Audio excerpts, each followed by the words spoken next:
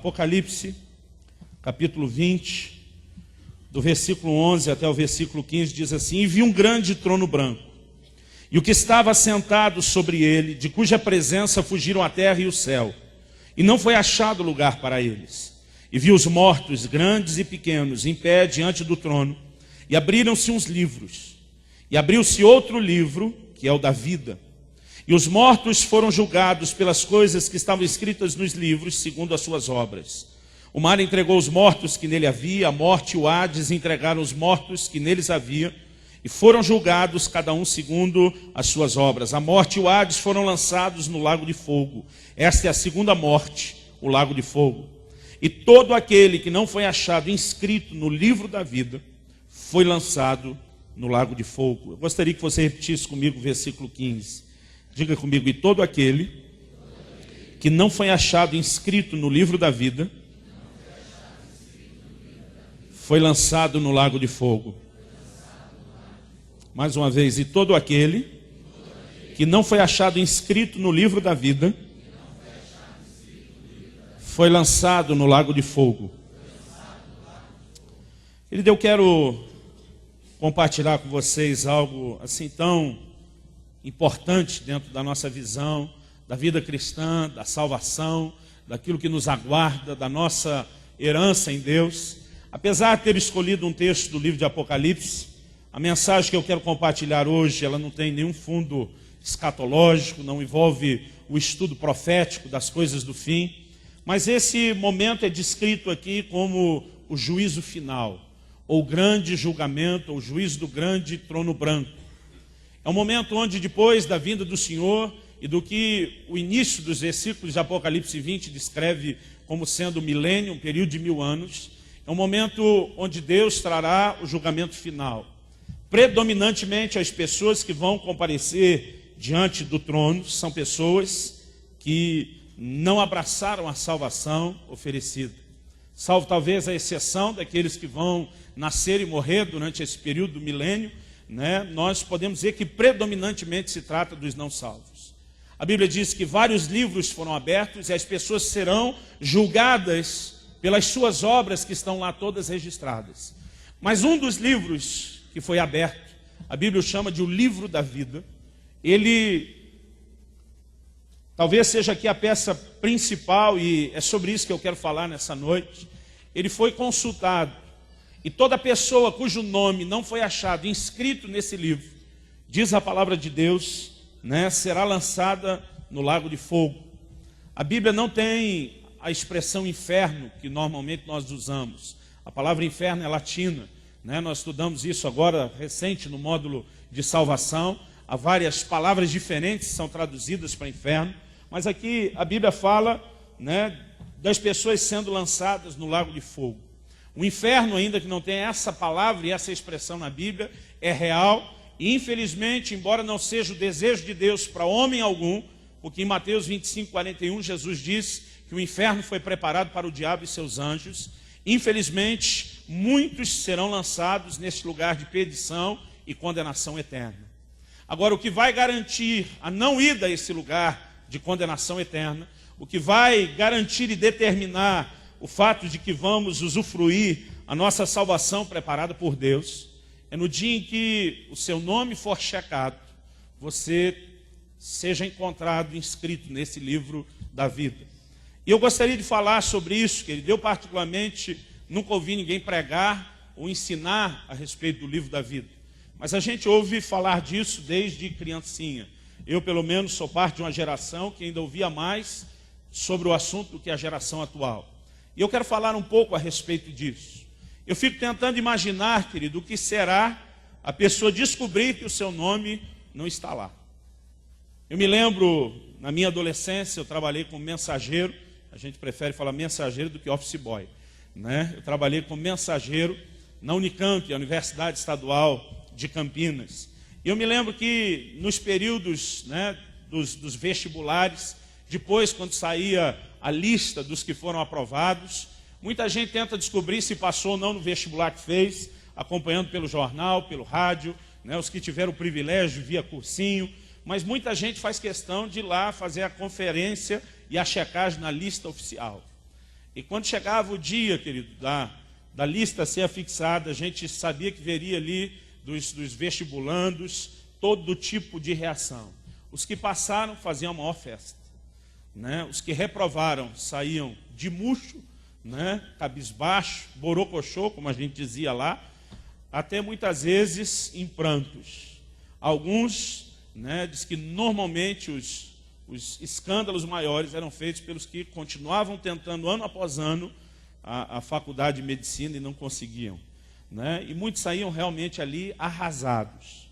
Agora, as pessoas que já conseguem se decepcionar diante do nome não estar numa lista dessa, onde existe uma nova possibilidade.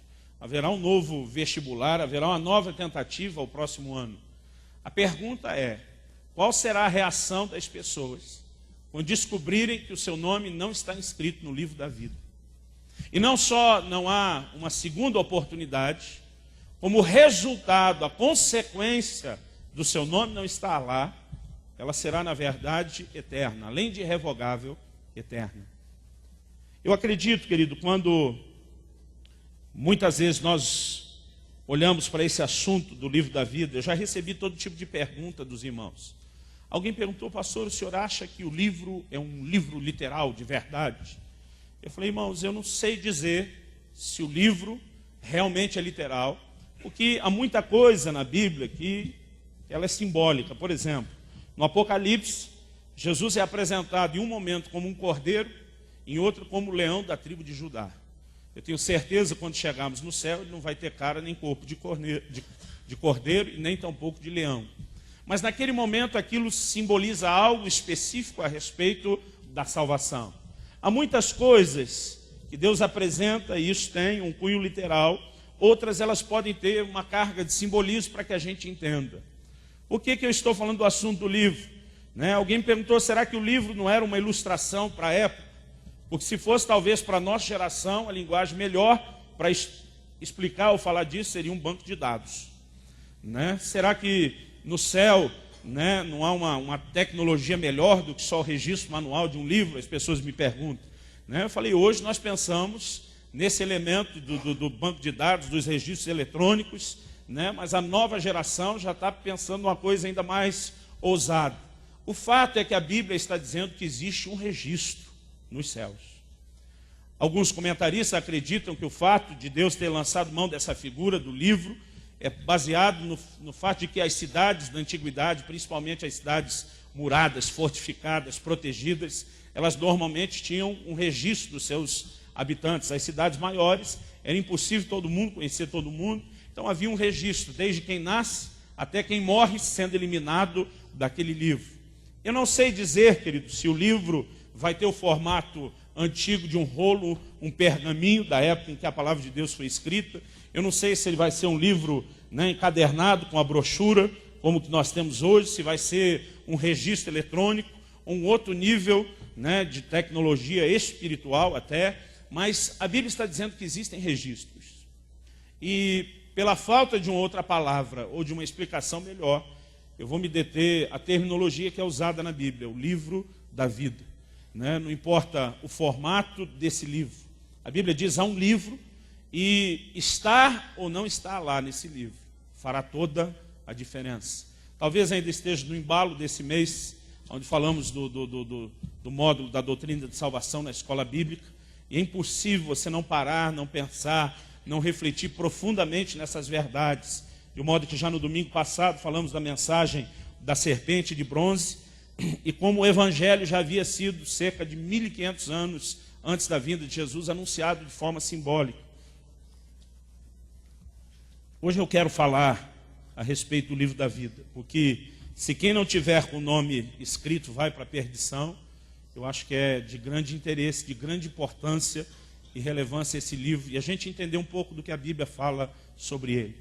Eu encontrei, estudando a respeito do assunto, apenas 9 versículos da Bíblia que fazem uma referência direta a esse livro. São textos tanto do Velho como do Novo Testamento. Um deles, no livro de Daniel, né, fala dos justos inscritos no livro. Eu não vou estar usando aqui, mas os outros eu quero tentar não apenas compará-los, mas apresentá-los para que a gente descubra algumas verdades importantes a respeito do livro da vida essa noite. Amém? Em primeiro lugar, pelo que nós vemos aqui no capítulo 20 de Apocalipse, eu gostaria que você lesse comigo também o capítulo 21 e o versículo 27 de Apocalipse. Está falando da cidade santa, Nova Jerusalém, o lugar que Deus tem preparado para nós. E no versículo 27, João diz assim: e não entrará nela coisa alguma impura, nem o que pratica abominação ou mentira, mas somente os que estão inscritos no livro da vida do Cordeiro. A menção aqui ao Cordeiro é uma menção ao Senhor Jesus, de quem João Batista falou: esse é o Cordeiro de Deus que tira o pecado do mundo. E a menção a ele como Cordeiro fala dele sendo aquele que veio realizar a obra de salvação e redenção em nosso lugar. Assim como durante o Velho Testamento eles precisavam imolar um animal, porque a Bíblia diz: sem derramamento de sangue não há remissão de pecados. Isso anunciava em figura aquilo que um dia Jesus faria, aquilo que um dia Jesus viria a fazer. E a razão, querido, pela qual estamos procurando tocar um pouco mais nesses dias no assunto de salvação, é porque muitas vezes nós oscilamos como igreja de um extremo a outro. Quando eu era criança, o ensino da igreja de uma forma geral era o seguinte: não importa o quanto você sofrer nesse mundo, aguente firme, vale a pena aguentar o que vier pela frente, porque um dia nós chegaremos no céu, na glória, e lá seremos consolados e terá valido a pena. E essa mensagem é verdadeira. No entanto, a maneira como ela era pregada quase parecia que a gente tinha sido destinado a viver que nem prego, só levando na cabeça, e que não haveria nada de bom para ser vivido nessa terra. Mas isso não é verdade. Nós sabemos que há uma herança em Deus que podemos desfrutar agora, nesse tempo, em vida. Nós sabemos que Deus tem para nós uma herança, um legado como filhos. João escreve na sua primeira epístola, no capítulo 3, no versículo 2, ele diz: amados, agora somos filhos de Deus, e ainda não é manifesto o que havemos de ser. Ele diz: sabemos quando ele se manifestar, seremos semelhantes a ele, porque assim como ele é, nós o veremos. Então a Bíblia diz que a nossa posição de filho, querido, de herdeiros de Deus, co-herdeiro com Cristo, é para agora. No próximo nível, a Bíblia diz: ainda não é manifesto o que seremos, mas é daí para melhor. Então há uma herança, há algo extraordinário que nós podemos viver hoje como filhos de Deus, vivendo o cumprimento das promessas de Deus nessa terra. Você pode dizer amém? No entanto, a atual geração, quando começou a descobrir essas verdades, tem quase que transformado o Evangelho numa proposta só para essa terra, só para essa vida. A maioria das mensagens hoje acentua o como você pode viver uma guinada financeira, o como você pode viver melhor a vida familiar, o como você pode experimentar a cura e todo tipo de milagres, e nós cremos nessas coisas. No entanto, o apóstolo Paulo diz em 1 Coríntios 15, que se é só para essa vida que esperamos em Cristo, somos de todos os homens os mais infelizes. Outra versão diz: os mais dignos de lástima. Então nós precisamos lembrar que a fé, embora possa nos proporcionar intervenções de Deus nessa terra, o apóstolo Pedro diz lá na primeira epístola: para que alcanceis o fim da vossa fé, a salvação das vossas almas. Então, se há um objetivo final para essa fé, não é apenas o que vamos viver aqui e agora, mas a certeza de que Deus tem um lugar extraordinário preparado para cada um de nós. Você pode dizer amém? Um lugar do qual a palavra de Deus diz: nem olhos viram, nem ouvidos ouviram, nem jamais subiu ao coração do homem o que ele reservou, o que ele preparou para aqueles que o amam. João, no livro de Apocalipse, diz: lá não haverá mais morte, não haverá mais dor, não haverá maldição, não haverá enfermidade, Deus enxugará dos olhos toda lágrima. Querido, eu vivo em função dessa promessa. O apóstolo Paulo dizia: nossa pátria está nos céus, de onde aguardamos um Salvador. Ele está dizendo: nós estamos aqui de passagem, como peregrinos. Nosso lugar é lá. E como igreja nós não podemos perder esse foco. Nós precisamos entender a razão pela qual nos unimos. Porque nos reunimos semanalmente para celebrar. O centro da adoração que João descreve no céu ainda é a obra da salvação em Cristo Jesus. Apocalipse 5, 9 e 10 diz: cantavam um cântico novo, dizendo: digno é o Cordeiro de abrir o livro e os seus selos, porque foste morto, e com seu sangue compraste para Deus homens de toda raça, tribo, língua, povo e nação, e os constituístes reis e sacerdotes. Mesmo quando chegarmos lá, querido, o assunto da nossa adoração, o tema da nossa adoração ainda será a obra de salvação que o Senhor Jesus fez por nós. Então, como igreja, nós precisamos andar nessa consciência. Você pode dizer amém? Quando eu olho para esse texto dizendo que não entrará nela coisa alguma impura, nem o que pratica abominação ou mentira, mas somente os que estão inscritos no livro da vida do Cordeiro, para mim fica claro que a primeira coisa que temos que entender a respeito do livro da vida é que ter seu nome lá é um requisito para se entrar nos céus. Eu acredito, querido, que isso é muito importante, né, entendermos, não só como requisito para que eu entre lá, mas eu creio que Deus quer que haja em nós uma certeza, uma convicção de que o nosso nome está lá. Porque muitas vezes o inimigo vai te atacar e vai tentar bombardear sua mente com questionamentos. Eu tenho visto ao longo da caminhada, né, do ministério, atendendo tanta gente, ou como existem pessoas que ainda lutam por tanto tempo com a dúvida a respeito da sua própria salvação. E nós precisamos andar na certeza e na convicção daquilo que Jesus fez por nós. Em 1 de João, no capítulo 5, eu não tenho certeza agora se é o versículo 10 ou 13, está por ali, está por perto, se não for um desses dois. João diz assim: amados, essas coisas vos escrevo, para que saibais que tendes a vida eterna. Ele não diz, olha, eu escrevo porque pode ser que vocês venham a ter. E diz, eu quero que vocês saibam que vocês têm a vida eterna. A palavra de Deus declara no livro de Romanos, no capítulo 8, no versículo 16, que o Espírito testifica com o nosso Espírito que nós somos filhos de Deus. Então nós podemos andar debaixo dessa certeza.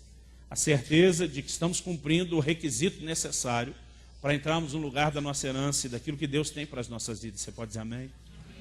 A segunda coisa que eu quero falar, a primeira que é um requisito para se entrar nos céus, a segunda que eu quero falar é justamente isso. Dentro dessa visão de certeza de salvação, nós podemos saber antecipadamente, antes de chegar o momento em que haverá essa consulta, nós podemos já hoje, antecipadamente, saber que o nosso nome está lá. Um dos textos do Novo Testamento que faz menção a esse registro é o livro de Hebreus, no capítulo 12, nos versículos 22 e 23. O autor de Hebreus diz assim: mas tende chegado ao Monte Sião, a cidade do Deus vivo, a Jerusalém celestial, a miríades de anjos e a universal assembleia e igreja dos primogênitos inscritos nos céus, e a Deus, o juiz de todos, e ao Espírito dos justos aperfeiçoados. Ele usa aqui várias figuras bíblicas para descrever a igreja. E ele está falando daqueles que vão viver e usufruir para sempre diante de Deus a salvação conquistada por Jesus Cristo. E ele se refere a nós como sendo os primogênitos inscritos nos céus. Outra versão diz arrolados nos céus. Então eu olho para um texto como esse, né, e eu consigo perceber o que a palavra de Deus está dizendo. Que mesmo antes de chegarmos lá, a palavra de Deus está dizendo que nós pertencemos a um grupo cujos nomes estão escritos e arrolados lá. Você pode dizer amém? Você pode dizer o meu nome também está lá?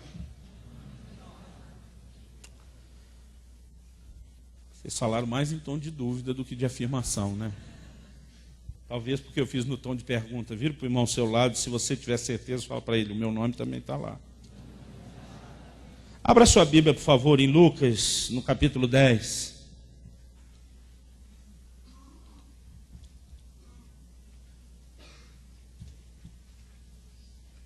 Lucas, capítulo 10. O versículo que nos interessa aqui é o 20, mas eu vou começar a leitura no versículo 17. É uma menção que Jesus fala sobre esse registro dos nossos nomes nos céus. Em Lucas 10, 17, a Bíblia diz assim: voltaram depois os 70 com alegria. Jesus envia primeiro o grupo dos 12 apóstolos, depois um grupo de 70 discípulos. Voltaram depois os 70 com alegria, dizendo: Senhor, em teu nome, até os demônios se nos submetem. Eles voltam empolgados, aleluiados, como a gente gosta de dizer aqui. E eu costumo dizer que quando o crente descobre a autoridade do nome de Jesus, é uma coisa especial. O primeiro demônio que você expulsa, então, você nunca esquece, né? E ver a autoridade do nome de Jesus funcionando, querido, é algo muito, muito especial. Eu particularmente gosto daquelas situações né, onde o nível de endemoniamento é acima da média, e todo mundo, eu gosto do fight, da briga, irmãos, eu tenho um gostinho por isso, eu não posso negar isso, esconder isso de ninguém. E você tem situações onde não cristãos, os incrédulos estão presenciando, né? Nós já tivemos situações em que uma mulher, né, de um corpozinho, podemos chamar de franzino, pelo menos perto da turma que estava tentando segurar, né? Você tem ali um grupo de 10, 15 homens, daqueles fortes, não consegue segurá-la, de forma nenhuma, né? E quando você chega e usa a autoridade do nome de Jesus, e dá uma voz de comando, né, e aqueles demônios têm que se submeterem, eu particularmente acho um espetáculo, uma forma de demonstrarmos às pessoas o poder de Deus, a autoridade do nome de Jesus. E há situações que quando você vive essa intervenção do poder de Deus, você vai sair eufórico, empolgado depois, não tem como. Eu estava conversando com um amigo que esteve visitando algumas dessas igrejas ligadas aos ministérios que apoiamos lá em Moçambique, e ele, antes da conversão, ele teve um profundo envolvimento, né, com o ocultismo, e por conta daquilo que ele viveu e sofreu com o seu envolvimento no reino das trevas, ele também tem um gostinho especial pela libertação. Ele disse: Luciano, quando eu fui ministrar para lá, eu já estava em 21 dias de jejum, só me preparando para a briga, para o confronto. Ele disse: quando eu botei o pé numa das primeiras igrejas que fui ministrar, antes de começar o culto, ele diz: a hora que eu botei o pé para entrar, uma mulher já caiu endemoniada. Ele diz: o demônio começou a se manifestar, a falar pela boca dela, e a primeira coisa que ela gritou comigo foi: eu te conheço. E ele disse: eu falei o seguinte, você conhece não só o que eu fui, de onde saí, mas você conhece o que eu sou hoje em Cristo. E você sabe que eu venho no nome dele, né? E ela tentou ainda resistir, falou algumas coisas, ele deu a voz de comando, a mulher foi liberta. E quando terminou ali a situação, ele falou: olha, o pastor que estava do lado ficou surpreso. E ele me disse: eu nunca vi uma coisa dessa. Ele falou: você nunca viu um demônio falar pela boca de alguém? Ele falou: nós vemos isso no Brasil o tempo todo. Ele falou: não, é que essa mulher não fala português. E ela conversou com você, eles chamam isso lá em Moçambique, eles dizem que a gente não fala português, a gente fala brasileiro, que é muito diferente, né? Ela falou com você em brasileiro, e nem o nosso português ela sabe, né? E realmente ele testemunhou uma intervenção extraordinária da parte de Deus. Irmão, quem não gosta de ver libertação? É ótimo. Mas quando essa turma vem empolgada, Jesus diz: o que vocês viram não é nada, é só o começo. Olha o versículo 18 e 19. Jesus respondeu-lhes ele: eu via Satanás como raio cair do céu. Eis que vos dei autoridade para pisar serpentes e escorpiões, sobre todo o poder do inimigo, e nada vos fará dano algum. Jesus está dizendo que vocês estão empolgados que os demônios estão saindo no nome de Jesus? Vocês ainda não têm noção do nível de autoridade do qual revesti vocês. Jesus está dizendo: eu acompanho essa briga desde o começo, eu vi Satanás cair do céu, eu vi o momento da sua queda, e eu dei a vocês autoridade e poder para pisar serpentes e escorpiões. Ele está falando simbolicamente, querido, dos poderes das trevas, e diz: mas vocês expulsarem demônios, vocês vão se mover num nível de autoridade que o reino das trevas não vai poder ferir vocês. Isso, querido, é para deixar nós mais animados ainda, mais aleluiados. Agora, depois de Jesus falar: olha, vocês estão alegres por algo que nem é tudo ainda que vocês descobriram, ele diz: tem muito mais. Mas olha o que ele diz no versículo 20: contudo, não vos alegreis porque se vos submetem os espíritos. Alegrai-vos antes por estarem os vossos nomes escritos nos céus. Jesus está dizendo: mais do que a empolgação de expulsar demônio, ele tem que te obedecer na autoridade do nome de Jesus. Mais do que a empolgação de descobrir que não é só expulsar demônio, eu tenho um nível de autoridade muito maior para vocês. O Senhor diz: eu tenho um outro motivo de alegria para apresentar, que deve ser maior do que expulsar demônio. E, querido, para quem exerce essa autoridade do nome de Jesus, eu digo: pouca coisa é tão empolgante. Pouca coisa deixa a gente assim tão animado, como ver a autoridade do nome de Jesus funcionando e o reino das trevas se submetendo. Mas Jesus diz: eu tenho um motivo pelo qual vocês devem se alegrar muito mais, pelos nomes de vocês estarem escritos nos céus. A igreja deveria fazer muito mais festa, querido, pela realidade dos nossos nomes escritos no livro da vida do que por qualquer outro motivo. Agora, o que eu acho interessante é que Jesus está dizendo a pessoas que estão aqui na terra, que ainda não encerraram as suas carreiras, que não chegaram lá, ele está dizendo que nós podemos nos alegrar pela certeza de que o nosso nome está lá. Então, a segunda coisa que eu quero dizer, querido, a primeira é que é um requisito para entrar no céu. A segunda verdade hoje é que nós podemos saber antecipadamente que os nossos nomes estão lá. Você pode dizer amém? E Deus não quer apenas que você saiba. Ele não quer que seja apenas uma informação como qualquer outra. Ele quer que isso seja uma certeza. Ele quer que isso seja uma convicção tão grande dentro de mim e de você, que isso nos leve a fazer festa.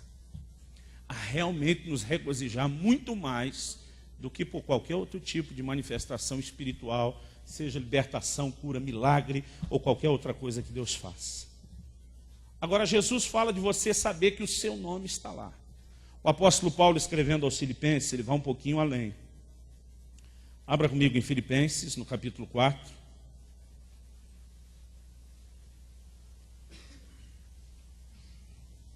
Nós vamos ler o versículo 3.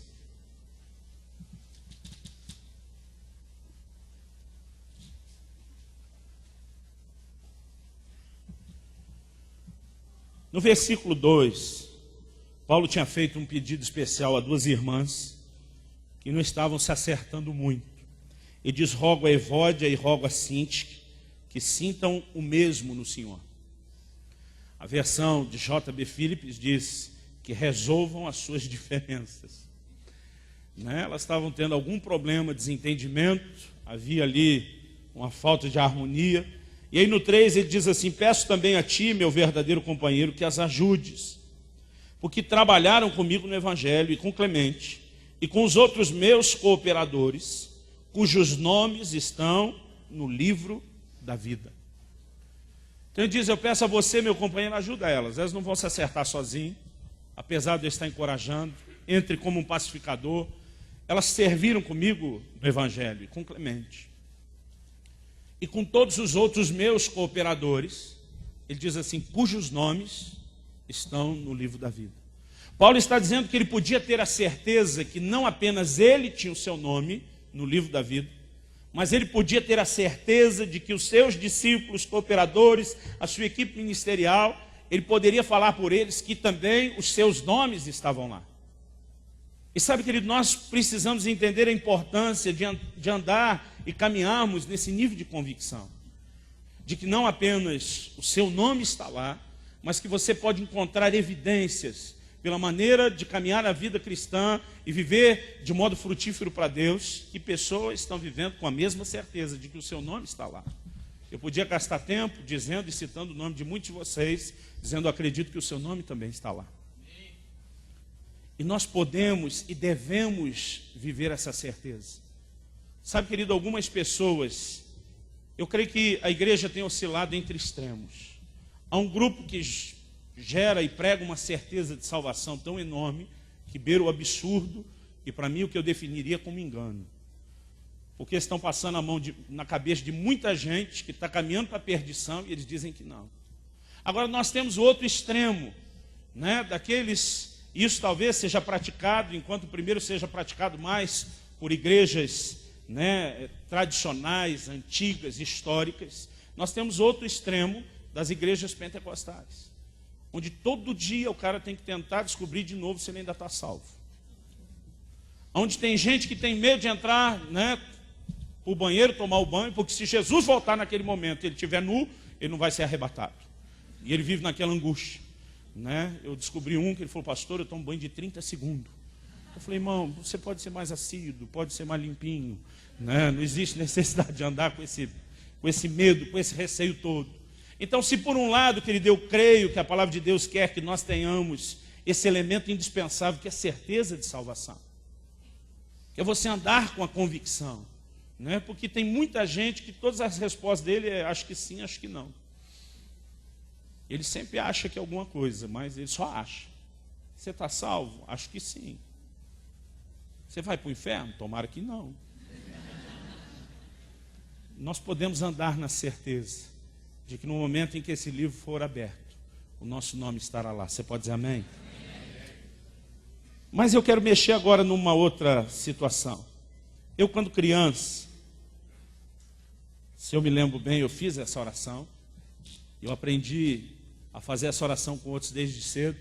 Eu não sei com quem meus pais e a geração anterior aprendeu, mas eu sei que isso é feito até hoje em muitas igrejas. Mas eu lembro que no momento em que estávamos fazendo a oração de entrega a Jesus, a gente era instruído a dizer: escreve o meu nome no livro da vida. E eu ouso dizer, querido, que eu não creio que o seu nome é escrito no livro da vida no momento em que você se converte. E que nem adianta você dizer: escreve meu nome no livro da vida, que não é o seu pedido que vai gerar essa condição. É muito importante que a gente entenda algo. Há um plano de Deus para a salvação de todos os homens. A Bíblia diz em 1 Timóteo 2,4 que Deus deseja que todos os homens se salvem e cheguem ao pleno conhecimento da verdade. Esse é o desejo de Deus, a salvação de todos. Esse Deus que servimos, querido, é um ser atemporal, não está preso na dimensão do tempo como eu e você. Por exemplo, quando foi que o apóstolo Paulo se converteu? Pelo registro bíblico, a informação que temos, quando ele estava na estrada de Damasco, com o propósito, levando cartas das autoridades de Israel para perseguir os cristãos e prender muitos deles. A Bíblia não diz que idade ele tinha, né, mas para ele estar investido de autoridade desse nível por parte dos judeus, ele com certeza era já um homem feito adulto. Esse é o momento em que Paulo se converte. Mas quando escreve aos Gálatas, ele diz: Deus me separou desde o ventre da minha mãe. E minha vontade às vezes era dizer: não, Paulo, peraí, no ventre da sua mãe não. Você não tinha nada a ver com ele. Você ainda ia crescer, se tornar um inimigo do Evangelho. Depois que você se converteu, talvez as coisas comecem a mudar. Mas, querido, Deus trabalha dentro de um elemento que muitas vezes nós ignoramos, que se chama presciência ou pré-conhecimento. Conhecimento antecipado. Agora, muita confusão tem sido gerada, querido, no assunto de salvação. É impossível tentar botar fim a uma briga teológica de tantos séculos, né, fazendo isso sozinho e falando em tão pouco tempo. Mas a chamada linha calvinista dentro da teologia, tem alguns grupos que creem no que eles chamam da graça irresistível, no fato de que alguns estão predestinados para ser salvos e outros predestinados para a perdição. E sabe, querido, além do elemento confuso que isso nos deixa de saber como realmente nós evangelizamos alguém que possivelmente esteja perdido e não adianta evangelizar, mas a gente faz porque não sabe, né, jogando nessa loteria, eu não consigo entender como a palavra de Deus afirma que Deus deseja, não é que ele desejou um dia e desistiu, ele deseja que todos se salvem. Mas se não é possível que todos se salvem, porque alguns já estão destinados para a perdição, Deus está desejando uma coisa contrária ao propósito dele mesmo. Deus deve estar um pouco confuso a respeito do assunto. Eu acredito, querido, que algo que é um fundamento na palavra de Deus é que a salvação é um plano e um desejo de Deus a todos os homens. Você pode dizer amém? Então eu vou te dizer o que eu acredito, eu vou tentar te dar o respaldo pelo que a palavra de Deus mostra. Eu não creio que o meu e o seu nome é escrito no livro da vida na hora que nós nos convertemos. Eu creio que o nome de todo mundo que já existiu ou vai existir um dia foi escrito no livro da vida. O nome de todo mundo foi escrito. Mas, pastor, quando foi escrito? Né? Eu, particularmente, acredito que há muito tempo, porque tem que ter sido escrito em algum momento. Se o nome foi parar lá, tem que ter sido escrito em algum momento. Eu não acredito que ele apareceu lá espontaneamente. Mas a Bíblia diz que alguns, quando os livros forem abertos, o seu nome não foi achado. Isso tem nos levado durante muito tempo a pressupor que o nome não foi escrito. Na verdade, eu quero tentar te mostrar pela Bíblia que o nome foi riscado e não que não foi escrito. Isso para mim, querido, é um fundamento muito claro de que a salvação havia sido preparada e planejada para todos e que alguns a rejeitaram. Então, por exemplo, abra sua Bíblia aí comigo em Êxodo, no capítulo 32. Êxodo 32, Moisés está tendo uma conversa com Deus muito forte, muito intensa. Deus havia dito para Moisés, Deus fez uma proposta muito interessante para Moisés, que muito líder, muito pastor teria aceitado. Deus disse para Moisés: me deixa destruir esse povo todo, e de você faria uma nação numerosa. Deus tinha que cumprir a promessa que ele fez a Abraão, de que da semente de Abraão viria uma descendência numerosa, e Deus disse para Moisés: vou guardar só você para cumprir minha promessa para Abraão. e de você eu começo tudo de novo. Moisés, não, Senhor, de jeito nenhum. O Senhor não pode destruir esse povo. E Moisés vai ao extremo na intercessão de dizer o seguinte, no versículo 31, de Êxodo 32. Assim tornou Moisés ao Senhor e disse, esse povo cometeu um grande pecado, fazendo para si um Deus de ouro. Você lembra do episódio do bezerro de ouro que Arão fez? 32. Agora, pois, perdoa o seu pecado, ou se não, risca-me do teu livro que tens escrito. Moisés aperta a Deus e diz o seguinte, essa proposta sua de eu ir sozinho não vai funcionar. Ou o Senhor perdoa eles, ou eu estou fora também, não brinco mais. Pode me cortar. O que Deus responde para ele? Versículo 33. Então disse o Senhor a Moisés, aquele que tiver pecado contra mim, a esse riscarei do meu livro. Deus está dizendo, Moisés, essa é uma oração sua que eu não posso atender. Essa sua ameaça de me pedir que eu te risque do livro não pode ser atendido. Eu vou te dizer quem que eu risco do meu livro, aquele que pecar contra mim. E essa visão do vou riscar do livro, querido, ela continua na Bíblia. Vá comigo para o Salmo 69.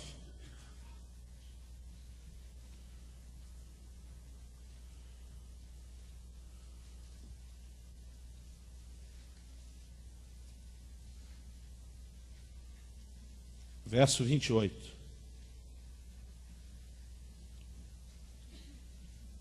Ele está falando de pessoas ímpias e que estavam pecando contra Deus e não estavam andando nos mandamentos do Senhor.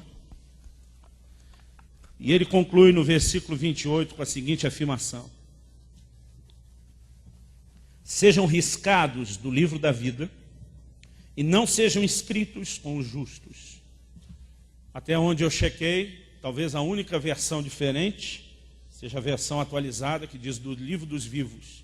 Todas as outras versões de Almeida e a maioria das versões do português diz sejam riscados do livro da vida e não estejam inscritos com os justos. Mas mais do que esses dois textos do Velho Testamento, a Bíblia diz, pela boca de 2 ou 3 testemunhas se estabelece toda a questão. Então não se forma doutrina bíblica sem ter 2 ou 3 textos claros sobre o assunto e, logicamente, sem que isso se encaixe no todo da palavra de Deus. Apocalipse capítulo 3, nos versículos 4 e 5, nós temos uma afirmação de Jesus a respeito do assunto. Apocalipse capítulo 3, versículos 4 e 5. O Senhor Jesus enviando as mensagens às 7 igrejas da Ásia, ele manda o seu anjo trazer essa revelação a João e algumas dessas mensagens que João tem que escrever a essas igrejas. Nos versículos 4 e 5, na carta à igreja de Sardes, a Bíblia diz assim, mas também tens em Sardes algumas pessoas que não contaminaram as suas vestes, e comigo andarão vestidas de branco, porquanto são dignas. Olha o versículo 5. O que vencer será assim vestido de vestes brancas, e de maneira nenhuma riscarei o seu nome do livro da vida.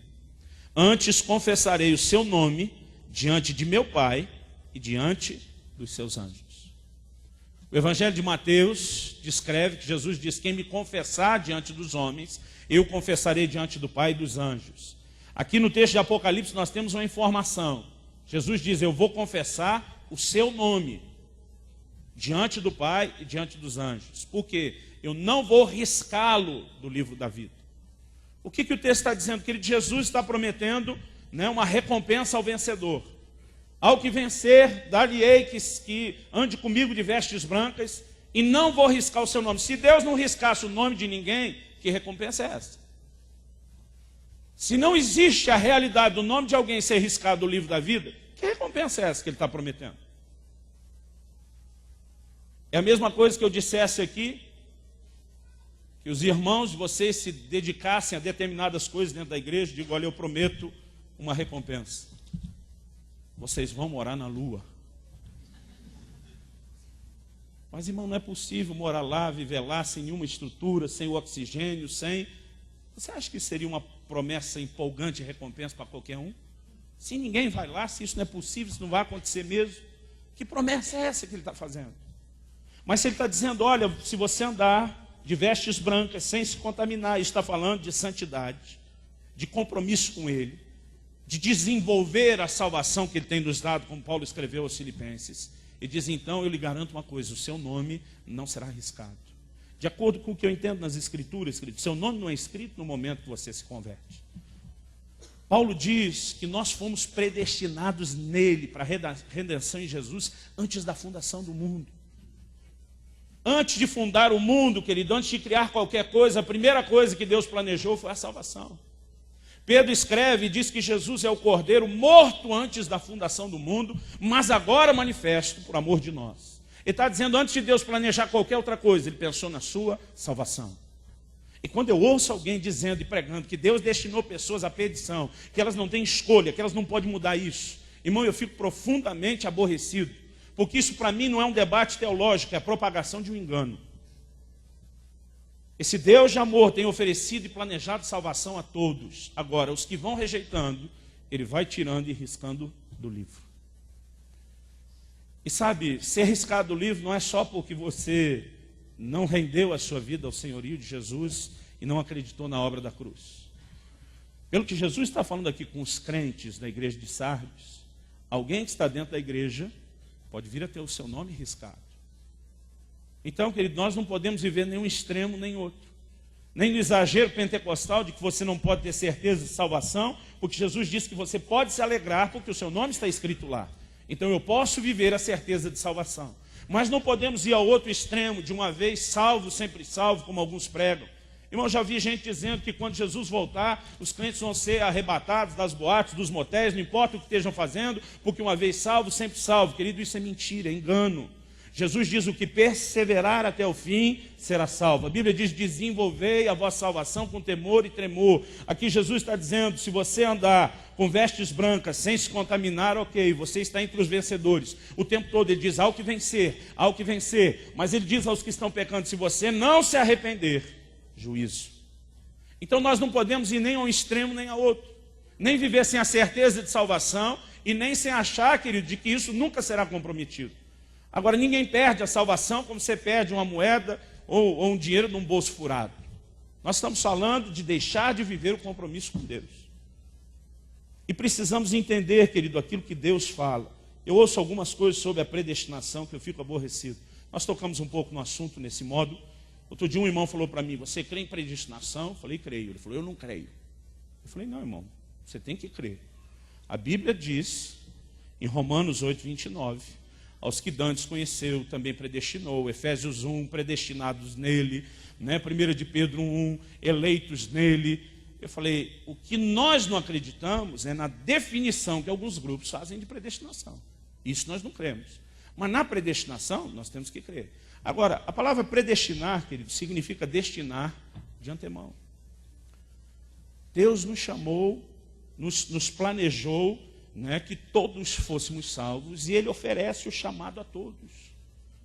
Agora, nós não podemos negar um assunto, querido, que é muito importante, que é o elemento da presciência de Deus, porque alguns confundem isso. Em Romanos 9, Paulo diz, olha, Jacó e Esaú não tinham ainda nascido quando foi profetizado, o que Deus iria fazer na vida de cada um.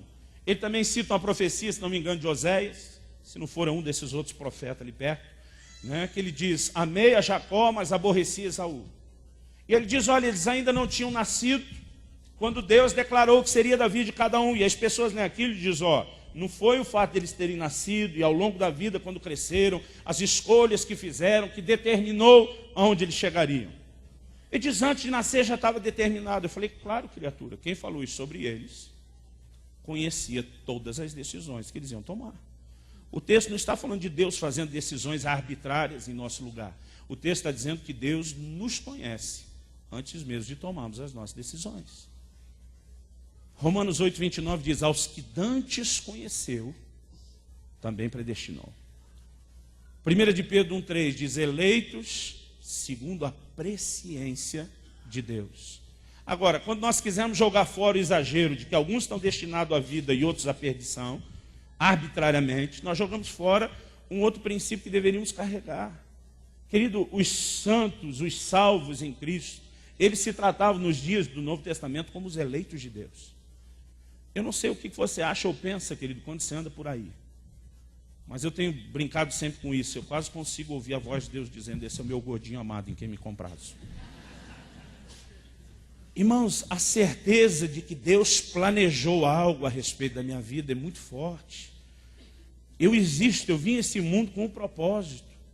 Existem sonhos que não são só os sonhos dos meus pais ou das outras pessoas que de alguma forma me tocaram a minha vida e o meu ministério. Existem sonhos de Deus para mim. O salmista diz: todos os meus dias foram escritos no teu livro, quando nenhum deles ainda existia. E muito cristão, ele não vive com esse senso do destino profético. E não vive com o senso de que Deus olhou para você, sabia a decisão que você tomaria um dia. Querido, se você for, a maioria de nós, gastar tempo aqui testemunhando, nós vamos reconhecer que Deus vinha agindo na nossa vida muito tempo antes da decisão por Ele. Porque Deus tinha o direito de agir a crédito, mesmo antes da sua decisão. E nós temos perdido verdades importantes. O senso de caminharmos, querido, com esse santo orgulho no peito de dizer: eu sou eleito no Senhor, escolhido por Ele, amado por Ele, há um plano e um propósito para a minha vida. A igreja deveria carregar isso. Agora, quando nós vamos juntando essas verdades, querido, nós vamos encontrando testemunhos em todas as áreas, em todas as vertentes de ensino bíblico, de que a salvação é para todos. Alguns tomam a decisão de abraçá-la, outros de rejeitá-la. Em Atos, no capítulo 13, há uma afirmação interessante. Quando Paulo e Barnabé estão pregando, ele diz no versículo 46, Paulo e Barnabé, falando ousadamente, disseram: era necessário que a vós se pregasse em primeiro lugar a palavra de Deus. Está falando aos judeus. Mas visto que a rejeitais e não vos julgais dignos da vida eterna, eis que nos viramos para os gentios. Ele diz: o evangelho deveria ser pregado primeiro ao judeu, depois ao gentio. Ele diz: já que vocês estão rejeitando, boné para vocês, nós estamos nos virando aos gentios. Ele diz que foi escolha deles de rejeitarem o evangelho.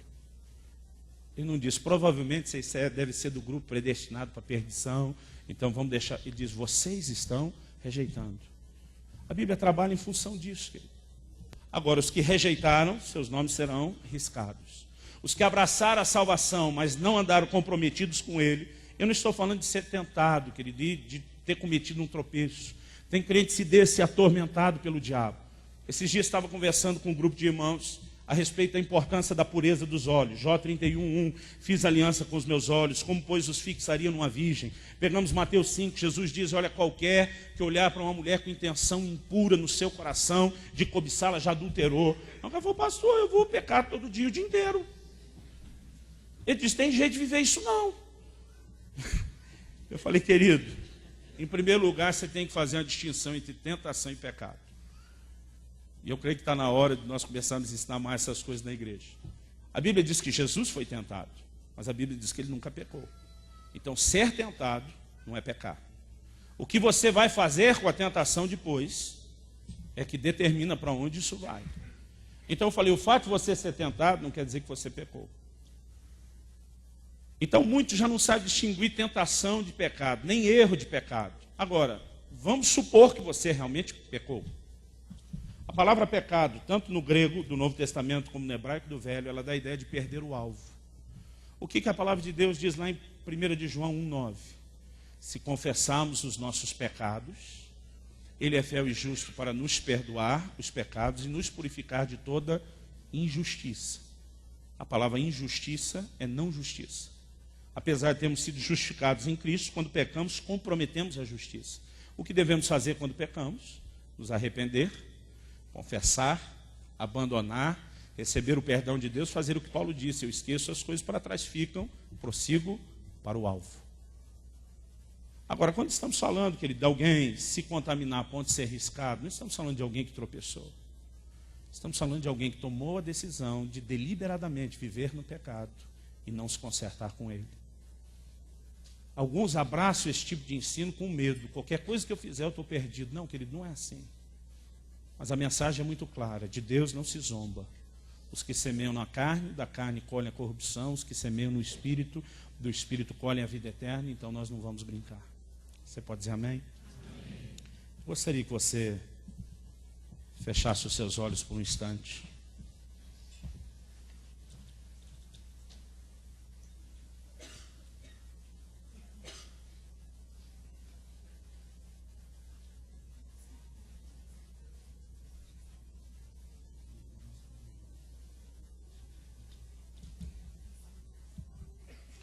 Precioso Senhor, nessa noite, quando a Tua palavra foi ensinada, a minha oração é que o Teu Espírito traga aquele nível de entendimento e revelação, onde a Tua palavra venha personalizada ao coração de cada um.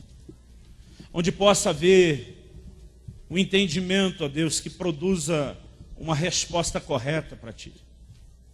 A primeira delas, Senhor, nós queremos Te pedir, precisamos aprender a nos regozijar mais nessa tão grande salvação que recebemos. Precisamos aprender a não apenas andar na certeza de salvação, mas a nos regozijar nessa verdade. E muitas vezes, Senhor, a maneira como tratamos o relacionamento contigo, a oportunidade de adoração, como nessa noite, quando nos juntamos para isso, mostram que muitas vezes estamos vivendo tão longe dessa consciência. Senhor, nessa noite, quando vamos participar da mesa do Senhor, da ceia do Senhor, nós queremos viver aquilo que o Senhor esperava que nós vivêssemos, quando disse: todas as vezes em que comerdes do pão, façam isso em memória de mim. Todas as vezes em que beberem do cálice, façam isso em memória de mim. Porque muitas vezes perdemos a consciência dessa obra de salvação, da grandiosidade disso, do enorme privilégio que recebemos de ter os nossos nomes escritos no livro da vida do Cordeiro. E nós queremos Te pedir perdão, Senhor, porque muitas vezes não andamos nessa convicção e certeza, nem tampouco nessa alegria.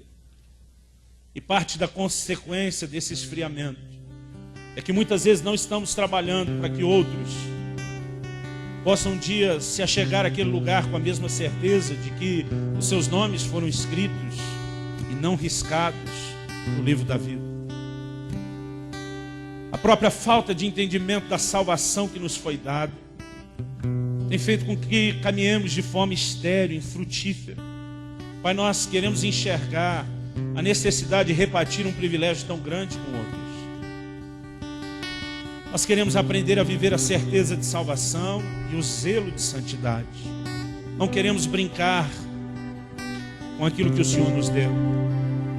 Queremos andar no temor do Senhor.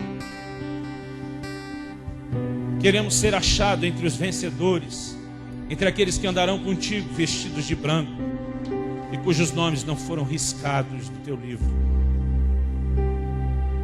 Ó Deus, ajuda-nos a equilibrar, por meio de uma consciência mais profunda dessas verdades, a equilibrar esses princípios, entre não viver nem sem a certeza de salvação e nem sem o temor que faz com que muitos brinquem com algo tão sério.